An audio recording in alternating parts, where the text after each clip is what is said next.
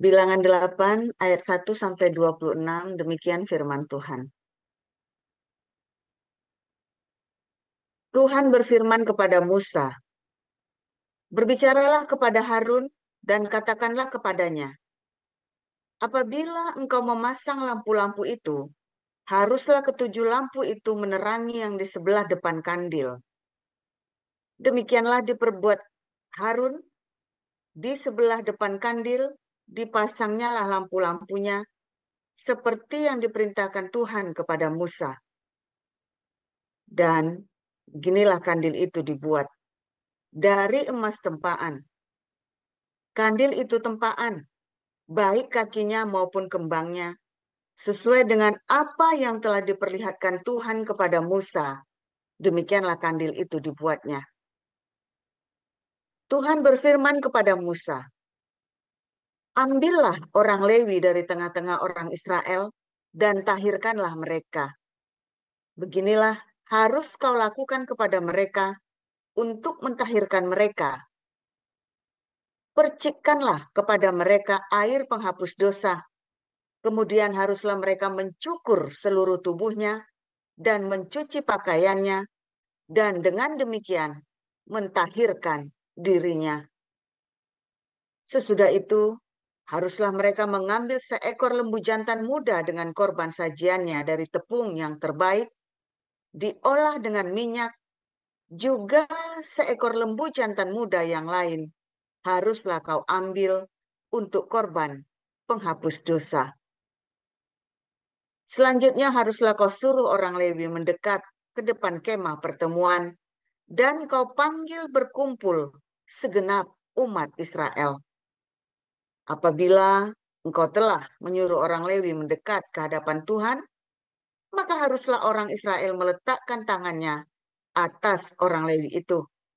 Dan Harun harus mengunjukkan orang Lewi itu sebagai persembahan, unjukan dari antara orang Israel di hadapan Tuhan, dan demikianlah mereka diuntukkan melakukan pekerjaan jabatannya bagi Tuhan.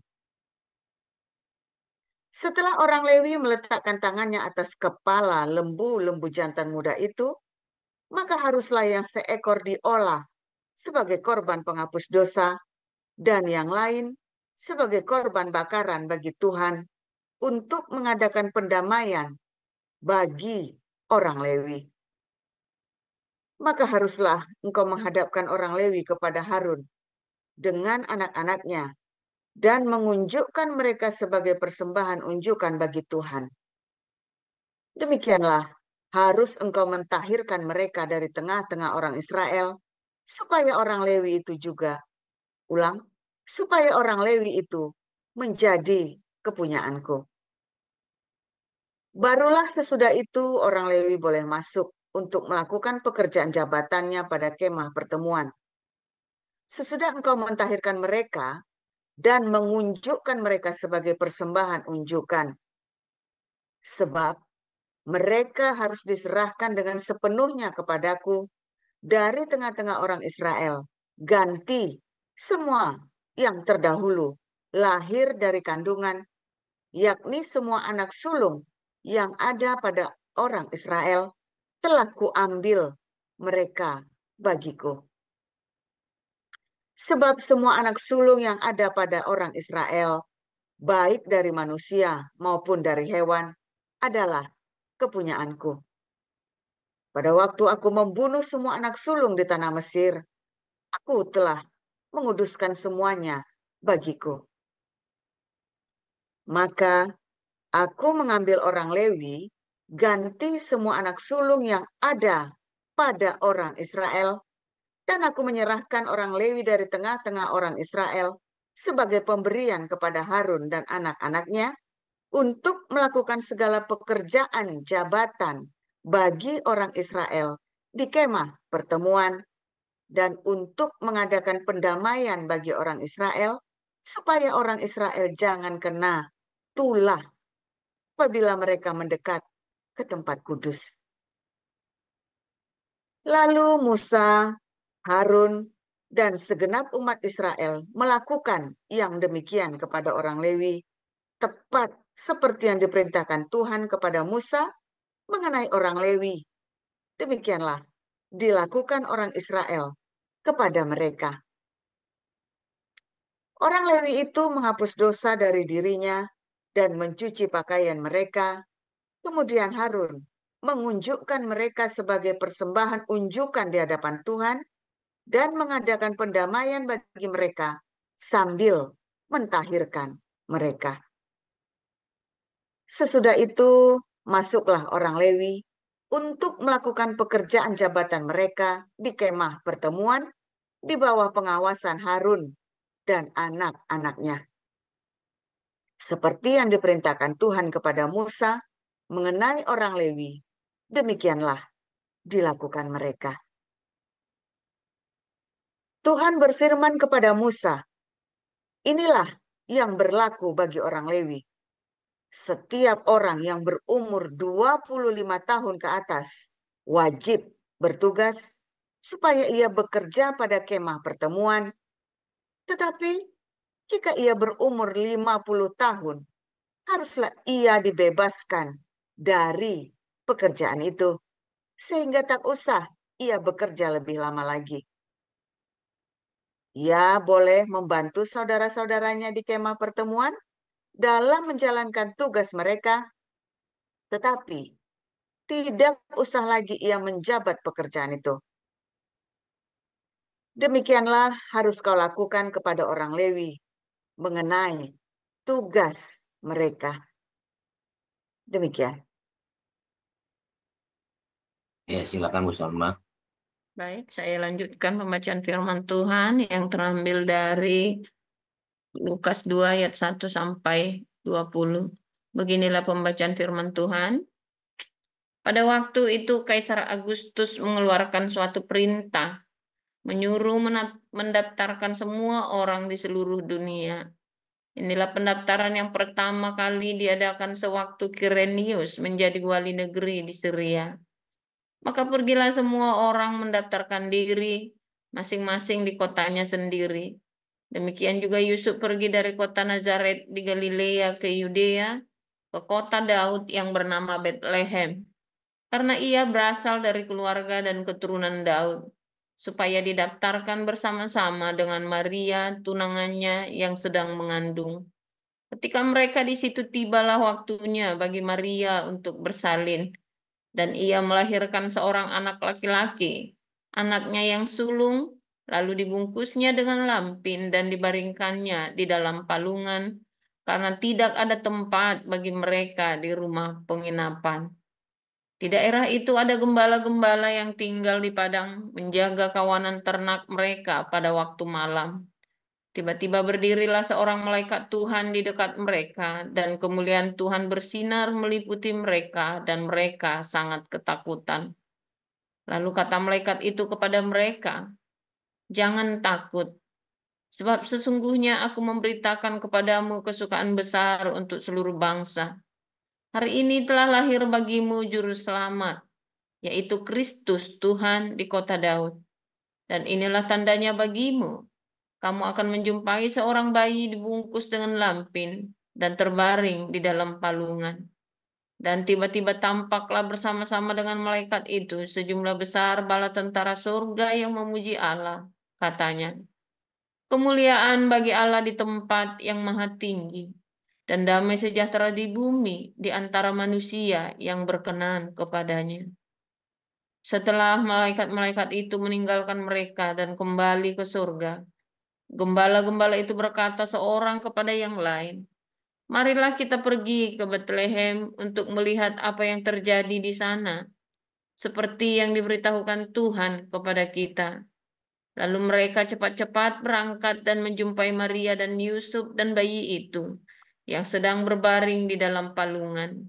Dan ketika mereka melihatnya, mereka memberitahukan apa yang telah dikatakan kepada mereka tentang anak itu. Dan semua orang yang mendengarnya heran tentang apa yang dikatakan gembala-gembala itu kepada mereka. Tetapi Maria menyimpan segala perkara itu di dalam hatinya dan merenungkannya. Maka kembalilah gembala-gembala itu sambil memuji dan memuliakan Allah Karena segala sesuatu yang mereka dengar dan mereka lihat, semuanya sesuai dengan apa yang telah dikatakan kepada mereka. Demikian. Dan ketika genap 8 hari, dan ia harus disunatkan, ia diberi nama Yesus, yaitu nama yang telah diberikan oleh malaikat sebelum ia dikandung ibunya. Dan ketika ia genap waktu itu pentahiran, menurut hukum Taurat Musa, mereka membawa dia ke Yerusalem untuk menyerahkannya kepada Tuhan. Seperti ada tertulis dalam hukum Taurat, hukum Tuhan.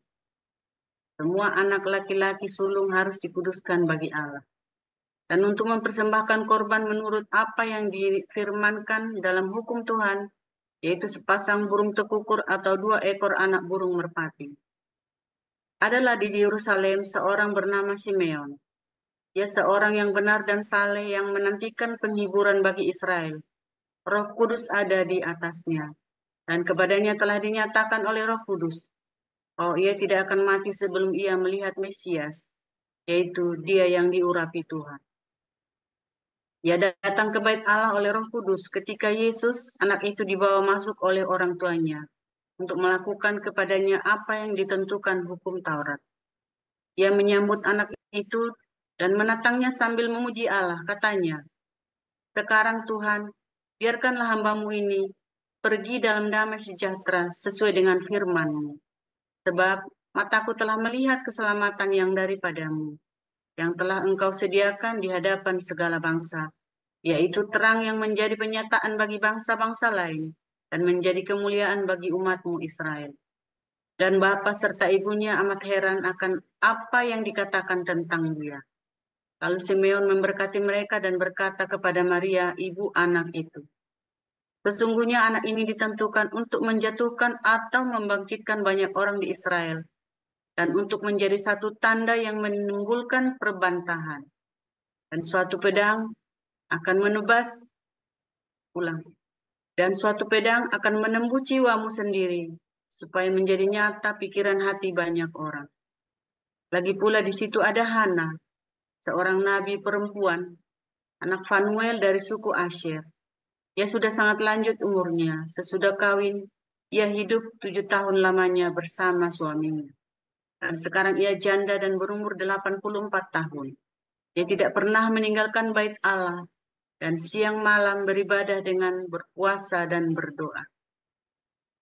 Dan pada ketika itu juga datanglah ia ke situ dan mengucap syukur kepada Allah dan berbicara tentang anak itu kepada semua orang yang menantikan kelepasan untuk Yerusalem. Dan setelah selesai semua yang harus dilakukan menurut hukum Tuhan, kembalilah mereka ke kota kediamannya, yaitu kota Nazaret di Galilea. Anak itu bertambah besar dan menjadi kuat, penuh hikmat dan kasih karunia Allah ada padanya. Tiap-tiap tahun orang tua Yesus pergi ke Yerusalem pada hari raya Paskah. Ketika Yesus telah berumur 12 tahun, pergilah mereka ke Yerusalem seperti yang lazim pada hari raya itu. Sehabis hari raya perayaan itu, ketika mereka berjalan pulang, tinggallah Yesus di Yerusalem tanpa diketahui oleh orang tuanya. Karena mereka menyangka bahwa ia ada di antara orang-orang seperjalanan mereka. Berjalanlah mereka sehari perjalanan jauhnya lalu mencari dia di antara kaum keluarga dan kenalan mereka. Karena mereka tidak menemukan dia, kembalilah mereka ke Yerusalem sambil terus mencari dia. Sesudah 3 hari mereka menemukan dia dalam bait Allah. Ia sedang duduk di tengah-tengah alim ulama sambil mendengarkan mereka dan mengajukan pertanyaan-pertanyaan kepada mereka. Dan semua orang yang mendengar dia sangat heran akan kecerdasannya dan segala jawab yang diberikannya. Dan ketika orang tuanya melihat dia, tercenganglah mereka. Lalu kata ibunya kepada anaknya, "Nak, mengapakah engkau berbuat demikian terhadap kami? Bapamu dan aku sudah cemas mencari engkau." Jawabnya kepada mereka, "Mengapa kamu mencari aku? Tidakkah kamu tahu bahwa aku harus berada di dalam rumah Bapakku?" Tetapi mereka tidak mengerti apa yang dikatakannya kepada mereka. Lalu ia pulang bersama-sama mereka ke Nazaret. dan ia tetap hidup dalam asuhan mereka. Dan ibunya menyimpan semua perkara itu di dalam hatinya. Dan Yesus makin bertambah besar, dan bertambah hikmatnya, dan besarnya, dan makin dikasihi oleh Allah dan manusia. Demikian. Ya, terima kasih untuk para lektor, Ibu Neliana, Ibu Salma, dan Ibu Rosma Baban. Kita akan mendengarkan renungan firman Tuhan hari ini dengan judul Purna Tugas. Silakan Pastor Paul. Ya, minta tolong punya saya di spotlight bisa? Soalnya saya pakai handphone nggak bisa ini.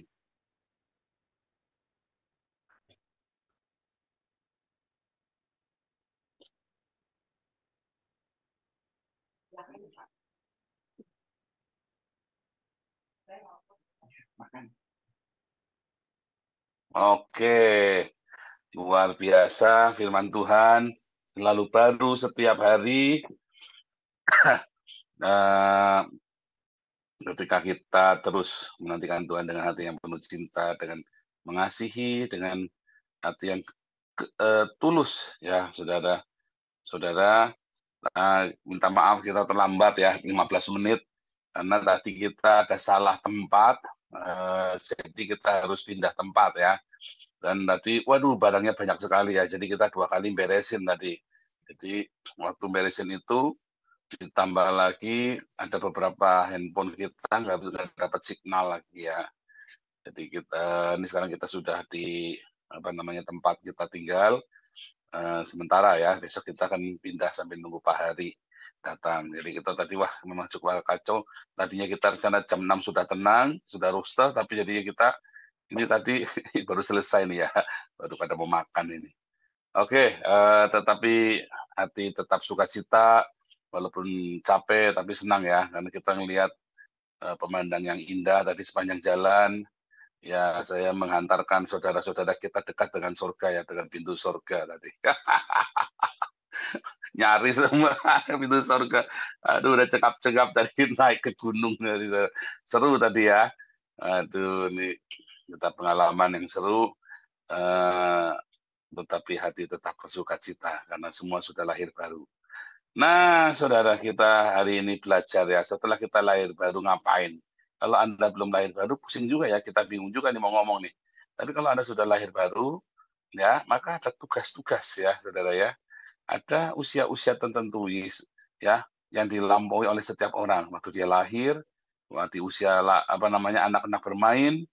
Iya, Pak Iman, telepon semua nggak ada yang angkat, karena semua lagi capture tadi itu. Ya, kita mendadak pindah tempat, ya, dan kita bongkar-bongkar. Aduh, itu benar-benar cengap-cengap nyaris kita masuk ke pintu surga itu udah dibuka pintu surganya tadi Pak Iman. Tapi seru tadi ya. Nah, seru tadi ya. Yang paling dibully saya tadi, tadi. Aduh, udah mau pingsan tadi, berat sekali. Aduh. Ya wes, itu tadi ya, makanya ya ada usia-usia tertentu, baik kedewasaan rohani maupun tugas. Anda sadar nggak sadar, ya setiap hidup Anda, setiap orang melewati masa-masa yang Anda nggak akan bisa balik dalam periode itu. Di periode itu kita pencobaan itu kan diulang, ujian itu kan diulang sampai kita lulus, sampai kita terbentuk karakternya. Tetapi ada periode-periode pelayanan yang kamu tidak bisa balik. Ya nggak bisa balik. Kalau sudah kamu nggak bisa, ya sudah. Nggak bisa.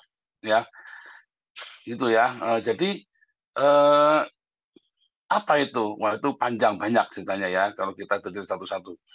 Tetapi yang jelas ada periode di mana orang-orang itu lahir baru, dan dia mendapatkan semua yang manja dari surga, dimanjakan. Saya pernah bikin satu quotes ya, first change, ketika kamu baru lahir baru, ya, banyak hal-hal yang kamu tabur, yang buruk di masa lalu, kamu tidak perlu menabur, tidak perlu menuai. Saya ulangi ya, pada saat kita lahir baru, benar-benar lahir baru, ya, bukan pura-pura ya. Ya, banyak yang pura-pura soalnya. Artinya nggak ada. Tapi orang yang benar-benar lahir baru dan serahkan hidupnya total sama Tuhan, banyak hal yang dia tabur yang buruk di masa lalu, tetapi dia tidak tuai, karena Tuhan tidak mengizinkan benih keburukan itu tumbuh. Sama kan? Kalau kamu nanam benih yang baik kan belum tentu benih yang baik itu juga tumbuh. Sama. Kalau Anda nanam benih yang buruk, belum tentu benih yang buruk itu juga tumbuh. Karena Tuhanlah yang memberikan pertumbuhan. Jadi ya. Nanti diulangi lagi quote-nya saya ya. Ketika Anda menabur benih yang baik, belum tentu tumbuh benih itu. Sama saja, ketika Anda menabur benih yang buruk, belum tentu benih yang buruk itu akan tumbuh dan Anda menuai keburukan itu buahnya. Tetapi itu hanya karena privilege, karena kemurahan, kebaikan Tuhan. Ketika kamu lahir baru pertama kali, sebagai bayi-bayi rohani.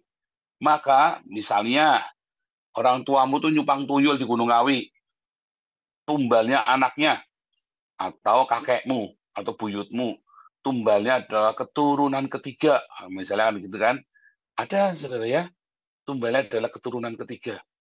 Tetapi ketika kamu lahir baru, kamu bisa tolak itu, saudara, deklarasi. Saya tidak, orang tua saya makan buah mentah, saya tidak akan sakit gigi atau sakit perut. Orang tua saya ya saya. Gitu. Yang tiba saatnya, janji Tuhan ya, akan tiba saatnya orang tua makan buah mentah, anak tidak akan sakit gigi. Dulu, ya, sebelum kamu terima Yesus, orang tuamu pakai tumbal, kamu yang nanggung. Tetapi zaman sekarang, zaman ketika kamu terima Tuhan Yesus lahir baru benar-benar, kamu nggak perlu nanggung. Tolak itu di dalam nama Yesus. Ya, itu lahir baru. First chance, ya, everything is free, gratis, ya. Tetapi second chance, ya, tweede kans, kesempatan kedua, kamu harus bayar semuanya. Pertama kali lahir baru, kamu mendapat privilege dari Tuhan. Bahkan kamu sudah sakit, sudah mau mati aja, kamu bisa sembuh. Kamu banyak bikin kejahatan di masa lalu, bisa lolos. Sungguh, saudara, itu terjadi. Ya, tetapi kalau kamu sampai tinggalkan Tuhan, kesempatan kedua, apapun yang kamu tabur akan kamu tuai. Semua buruk yang kamu tabur, kamu tuai. Karena kamu harus disucikan, dimurnikan, dibersihkan, saudara. Kesempatan kedua itu habis-habisan kamu nanti. Kayak Samson, dia bayar dengan nyawanya, matanya buta, saudara ya. Seperti Daud, habis semua keluarganya. Ya kan? Kesempatan pertama semua gratis, kamu dapat privilege, kamu dimanja. Jangan sampai kamu bikin ruwet, saudara, sama Tuhan. Begitu kamu bikin ruwet, setan hajar, kamu ditagih kamu sama bunga-bunganya. Ditagih, saudara, sama setan. Karena kan kamu mendapat perlindungan, dapat proteksi, dan kamu nggak bayar setoran sama setan.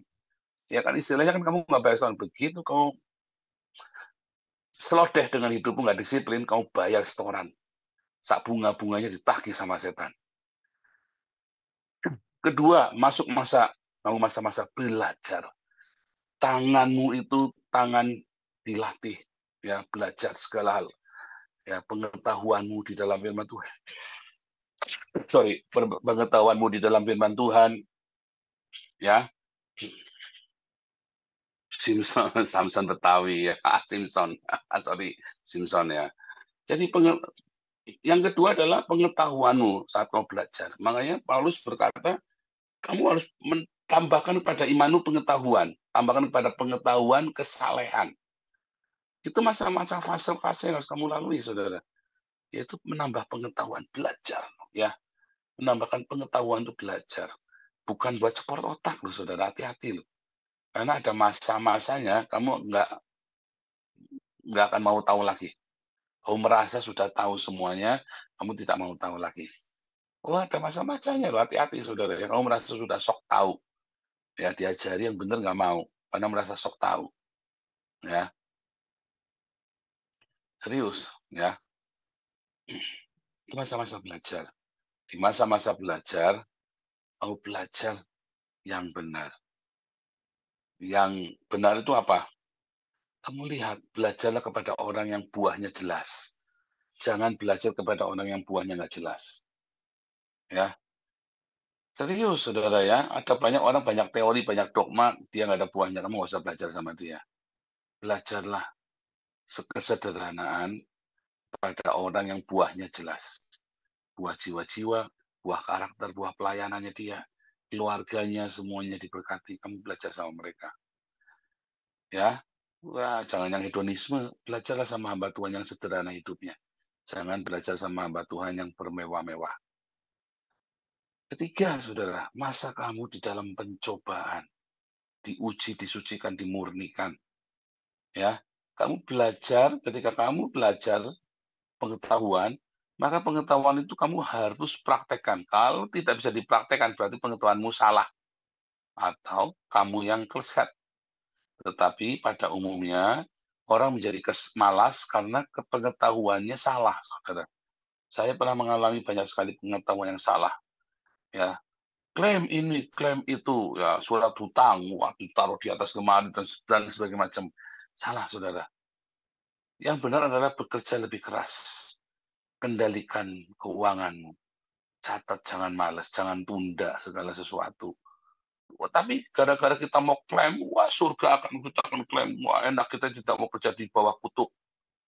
Akhirnya kamu salah, saudara, ngawur, saudara. Waduh, ya, saya mengalami ya.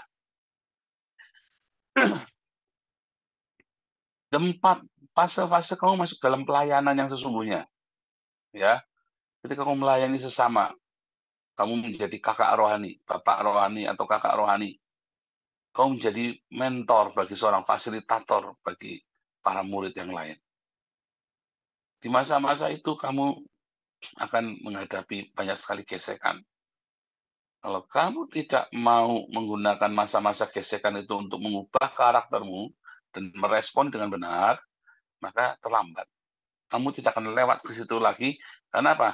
Karena udah bandel, sudah dagingnya udah tebel dan dablek. Sehingga walaupun kamu dibawa ke seperti itu percuma, karena responnya tetap akan sama, malah akan tambah edan kamu, saudara, ketika dibawa pencobaan yang sama. Intinya kamu tidak mau salah, orang lain yang salah. Intinya begitu. Ada masa-masa lagi fase di mana orang-orang itu bukan hanya melayani. Ya, kalau usia melayani kan usia 30 sampai 50 selama 20 tahun. Lah saya gimana? Berarti kan saya tahun depan pensiun. Enggak, saudara. Itu sebenarnya adalah pelayanan fisik. Karena mereka naik-naik segala macam. Ya, wah, itu capek itu, saudara ya. Capek itu kalau bikin melayani bait suci itu ya. Atau kemah suci zaman itu. Ya, bersihkan tenda. Tendanya lagi dipasang, kamu nggak boleh dicuci. Dia lagi dipasang itu. Waduh, itu bahaya ya. Makanya harus usia 30 sampai 50. Dan seterusnya ya ada aturannya. Tapi firman Tuhan berkata apa, saudara? Ya, ketika seorang melayani Tuhan, ya, maka sebenarnya pelayanan itu adalah pelayanan rohani. Maka orang-orang yang melakukan pelayanan rohani itu, ya, dia tidak ada batas waktunya. Kalau pelayanan-pelayanan yang seperti para imam itu ada batas waktunya, karena capek, kamu naik-naik itu, wah bahaya tuh kalau kamu tidak fit. Tetapi kalau kamu melayani Tuhan di dalam rohmu, maka itu nggak ada waktunya. Seperti Hana sama Simeon, udah tua, udah lanjut umurnya. Dijanjikan kamu tidak akan mati sampai kamu melihat Mesias. Dan benar-benar Hana dan Simeon itu melihat Mesias, ya saudara ya. Dan apa yang terjadi, saudara? Yang terjadi adalah, kalau orang-orang sudah masuk masa-masa seperti Hana dan Simeon, ya, maka orang-orang ini, dia hatinya lembut, saudara. Dan dia bisa mengerti begitu. Kenapa? Karena dia masih fase melayani secara rohani. Banyak orang melakukan pelayanan itu, pelayanan kedagingan. Ya, banyak kedagingan. Wah, sekalipun dia aktif di gereja Jempalitan itu kedagingan. Ya kan? Dari mana taunya? Ya, dari diuji saja. Ya, senggol bacok apa enggak? Ya, kan, saudara? Orang yang melayani Tuhan, lama-lama hatinya dilembutkan pasti. Tetapi kalau dia nggak lembut, walaupun dia sudah melayani, jangan-jangan dia kemasukan lembut, saudara. Ya, hati-hati, saudara. Beneran, hidupmu harus murni. Makanya saya bilang, berbagai orang punya cinta. Ya, firman Tuhan selalu baru bagi setiap orang yang punya cinta, yang hatinya murni. Kamu akan lolos.